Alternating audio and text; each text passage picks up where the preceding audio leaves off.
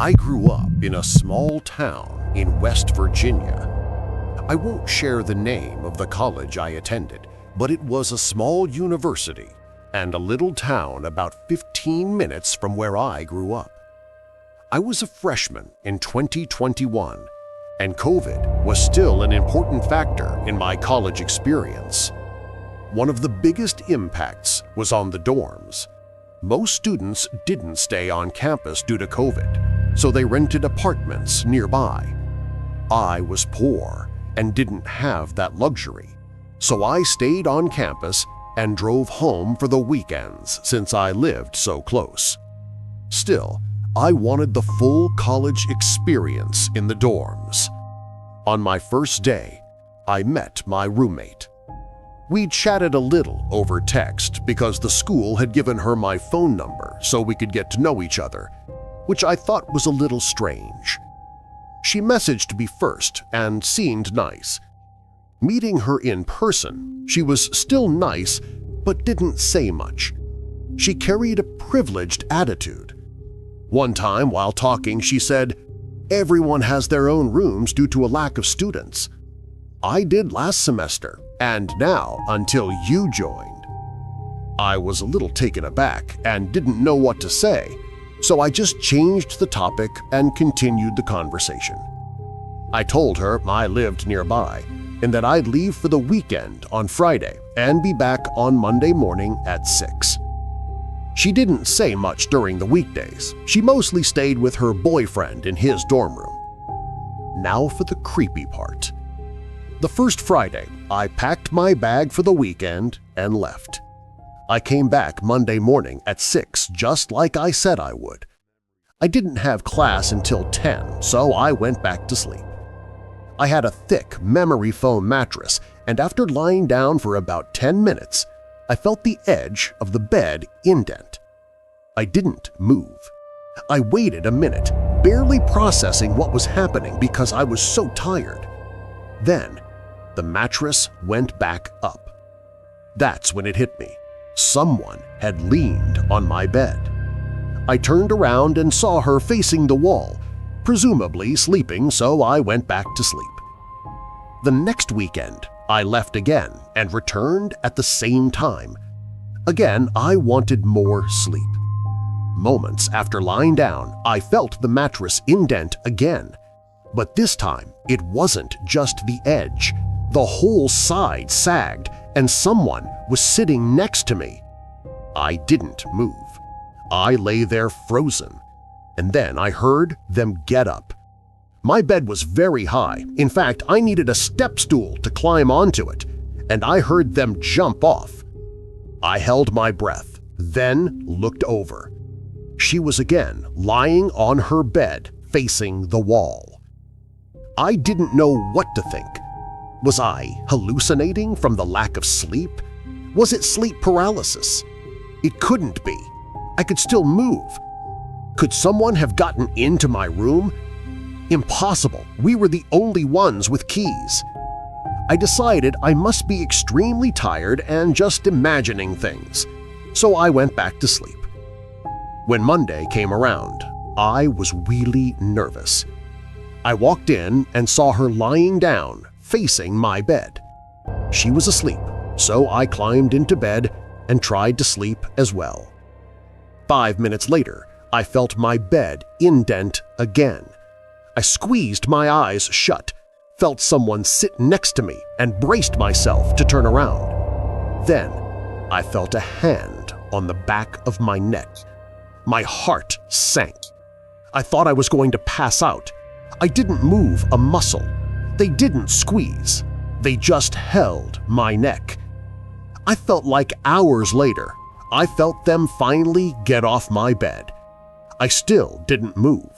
I stayed frozen for a few more moments, terrified, then turned around. She was facing the wall, sleeping, but I didn't care. I left the room immediately and called my mom. I didn't go to class. I told my mom everything, and she reported it to the school. I was allowed to switch rooms, thank God. They asked if I wanted to involve the police. but I said no. There wasn't actual proof she had done anything.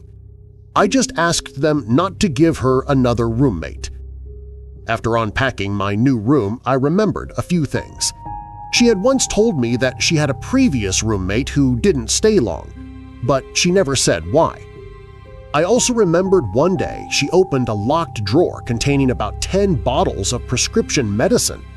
She said it was for a skin issue. I wondered if that was true. Maybe she had another disorder or scary side effects from the medication. A few days later, I realized I'd left a book and binder in her room. I didn't care much about the book, but she messaged me asking me to come get them. I told her I needed to focus on school in my new room, but agreed to retrieve my things to avoid suspicion. My keys still worked, so I went in. She wasn't there, and I sighed of relief. I grabbed my belongings and turned to leave. As I turned, she was standing in the doorway. I hadn't heard her unlock it. I smiled, trying to stay calm. She didn't say anything at first. I walked past her to leave, and she asked, "Where's your new room?" I told her it was on the first floor. She asked which hall, and I lied. She asked what it was near, the stairs, the front, the office, etc. I said I didn't remember, but she kept pressing. I lied again, saying it was near the stairs. I turned around and left, never seeing her again. I thought about telling her boyfriends, but I was too scared. I still think about it. Was I dreaming? Hallucinating? I don't think so, but it couldn't have been anyone else. Only we had keys. Maybe she was sleepwalking as a side effect of her medication. Or maybe she was planning something sinister. My mom thinks she was testing how close she could get to me before I woke up, and that one morning she might have actually tried to choke me. I don't know. It's in the past now, and I hope she never had another roommate again.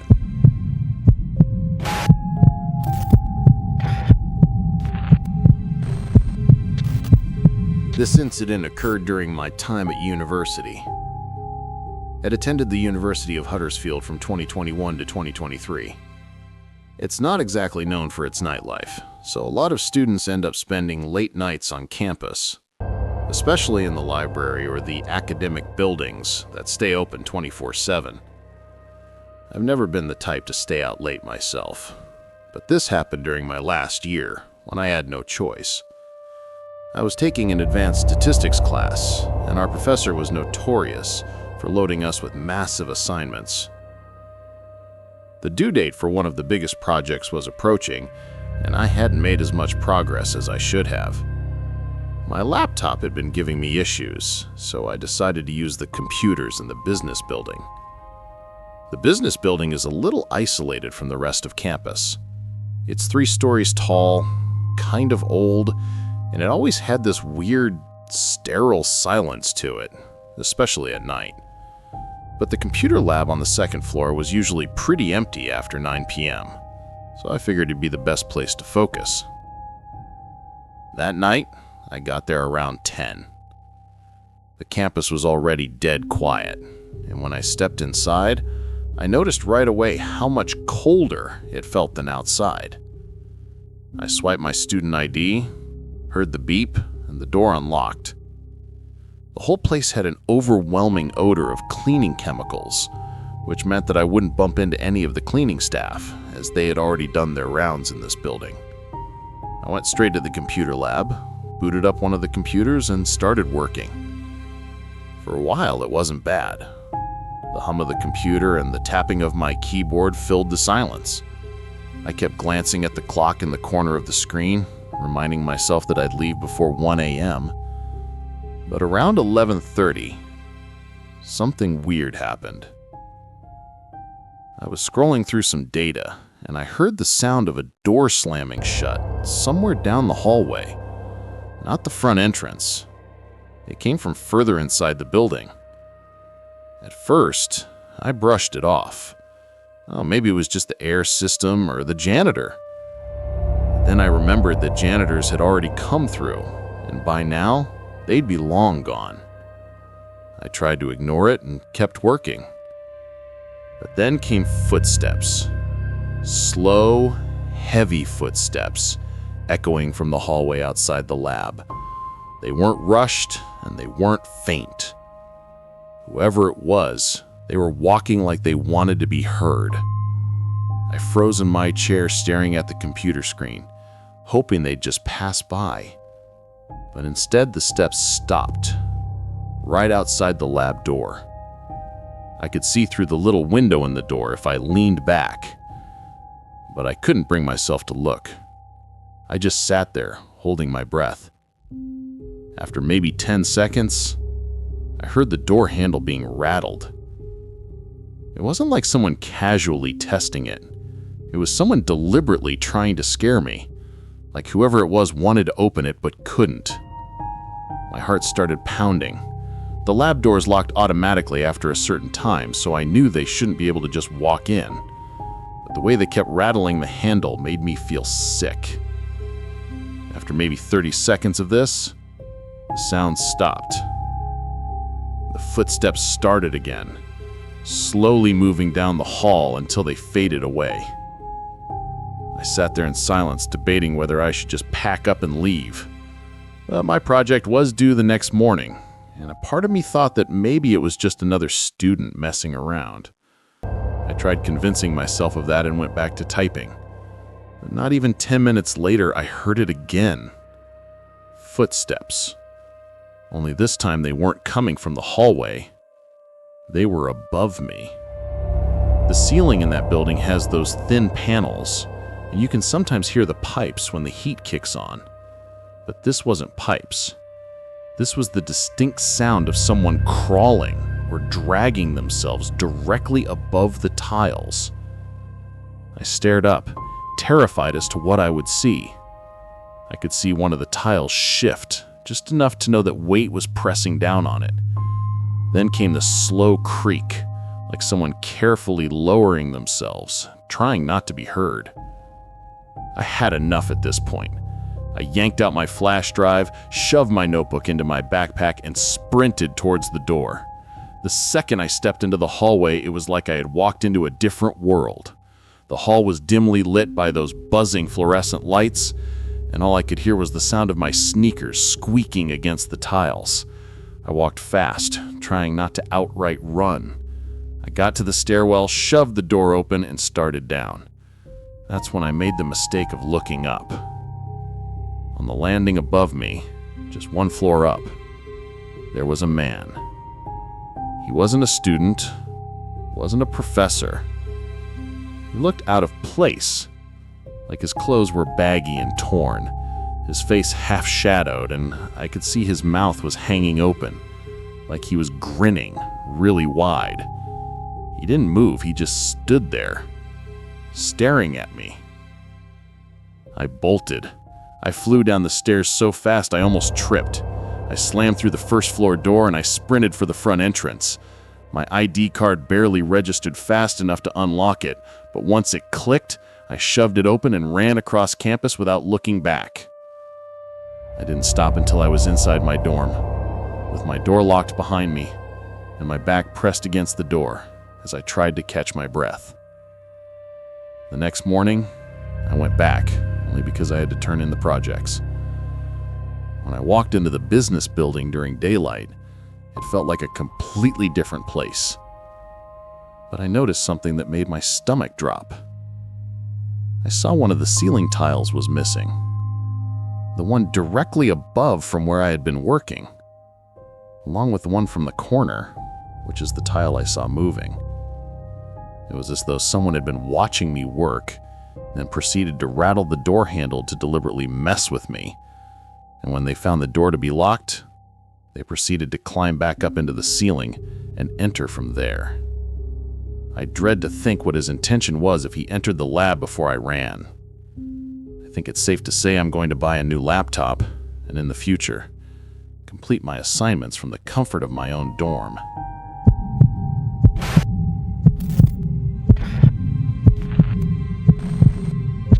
My name is Annabelle.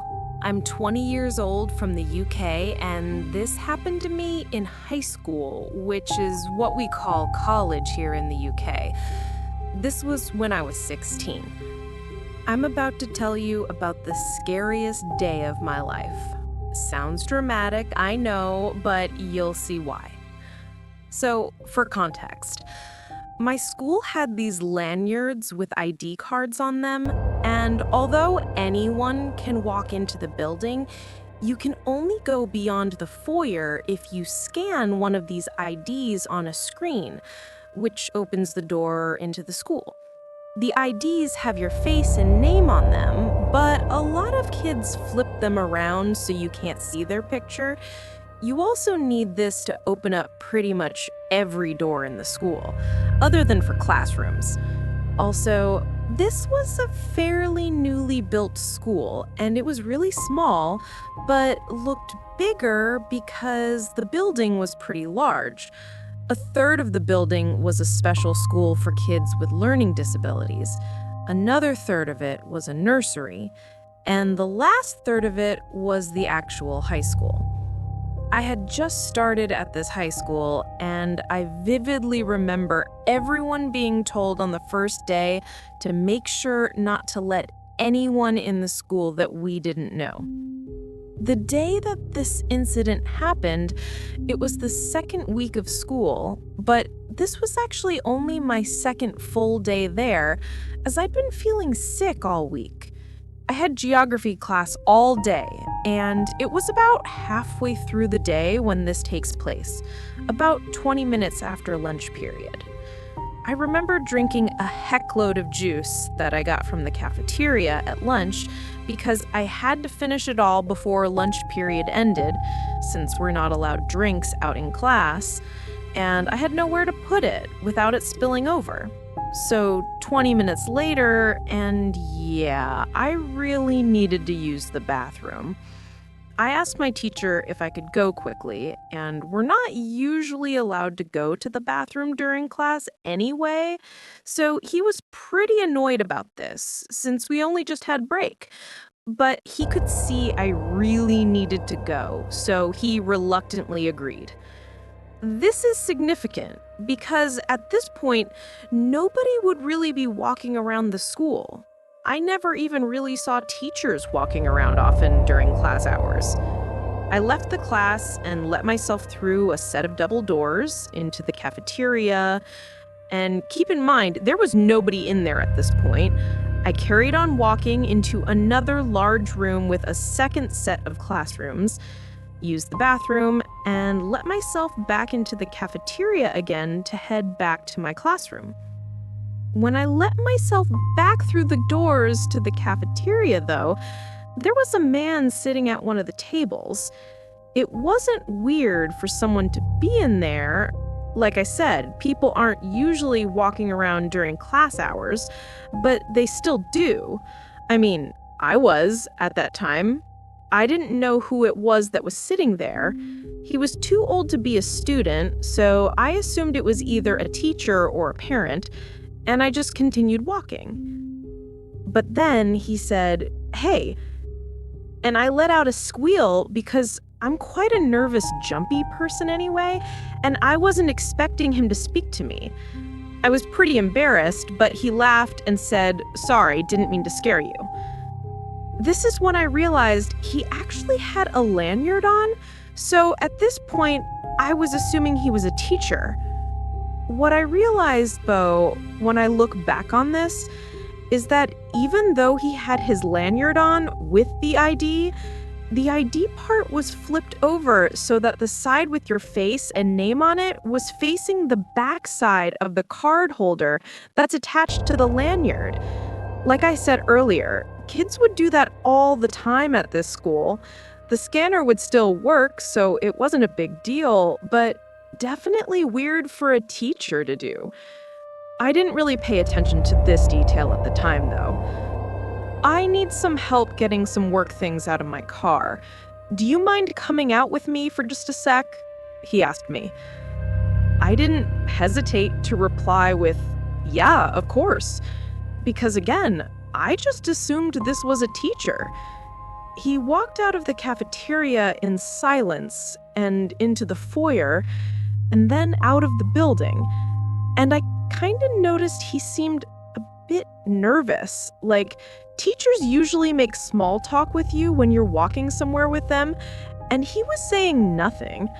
And also, he was moving his hands a lot. Like, at one point, he had his hands in his pockets, and then he'd take them out and kind of hold his hands together. I'm really shy and not too good in social situations, so I didn't make any attempts at small talk either. With the layout of the front of the school, after we left the building, you've got about 50 or so meters, which is about 55 yards, to the car park, which you can't see until you're right next to it because there's a bunch of bushes which obscure it. If you walk straight on without turning into the car park, you'll be off the school property. So we were walking to the car park in silence, and then he suddenly says, "Yeah, my work stuff is in the boot." That's what we call the trunk of a car in the UK. He said, "I have a few bags, so I just need you to help me carry a couple into the school." I said, "Yeah, that's fine." We got to the car park, and he said, "My car is the blue one down at the end." And as we got a few meters from it, I could kind of see something in the back seat. As we were getting closer to it, I realized there were at least 2 men hiding in the back seat. I froze, and instead of running away, I blinked, and I guess they saw that I could see them because the back door swung open, and all of a sudden, there was a man scrambling out of the car, and the man who I thought was a teacher grabbed my arm as I turned to run back to the school. This guy was pretty tall and large, by the way, and for context, I'm 5'2" and quite underweight, so I don't know how I managed it. Rush of adrenaline or whatever, but I used all the strength in my body to yank my arm out of his grip and start running back to the school. I could hear multiple heavy footsteps running after me, but thank God they stopped pretty soon after I started running away because my school had big glass automatic doors. You have to just wait for them to open, and they definitely would have caught up to me if they kept going. I guess the fact that they were glass doors, though, would have been risky if there was someone walking by. Either way, though, I got into the foyer and ran straight into the open cafe, which was attached to the library, and I ran up to the person working at the cafe to tell her the situation. She calmed me down and came with me into the school to a teacher's office and called my parents and the police. There were security cameras in the parking lot, so they were caught and charged with attempted kidnapping. Also, turned out that man was able to enter the building because some kid dropped their lanyard outside the school, and that's what he was using and why he flipped the ID over. I didn't go back to school for a couple of weeks and still having therapy for this experience, but I felt writing this whole thing down and sharing my story would help me process things. This remains the scariest day of my life.